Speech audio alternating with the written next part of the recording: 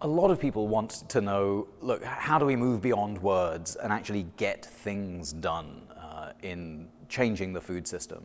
And there's good and bad news, right? The bad news is, I think we're more familiar with the idea that governments have been very slow to address the issues around climate change, around species extinction. We've seen just a recent report, there are 1 million different species on the brink of extinction.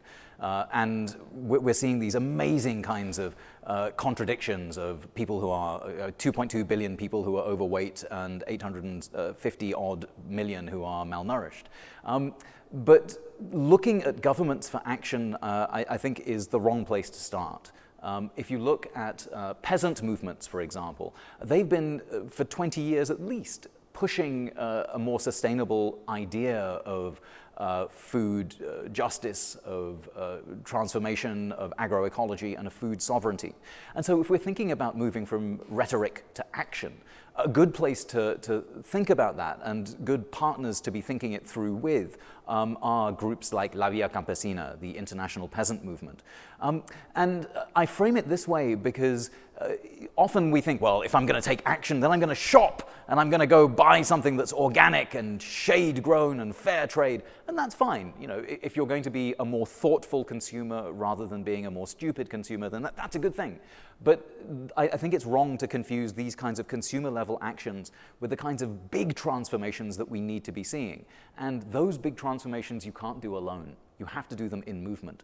And that's why the place to look for action is not consumer action and not for the governments that are paralyzed one way or another, but through the kinds of movements like La Via Campesina or Extinction Rebellion in the UK. You know, there are groups that are really moving very directly towards some real substantive action in the food system.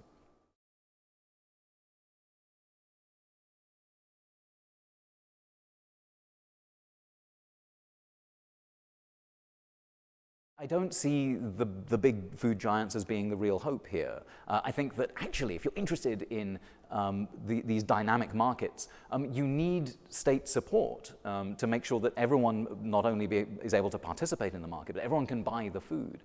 Right now, one of the big problems is that these diverse grains are labor intensive. They're expensive to get because you have to pay workers well to get them. That means they are more costly than things that you can use using a machine and fossil fuel, or grow using a machine and fossil fuel. So then the interesting question becomes, all right, well, how does the state support biodiversity in the marketplace in the way that it has traditionally supported industrial agriculture? And there are models there that I think we can look to.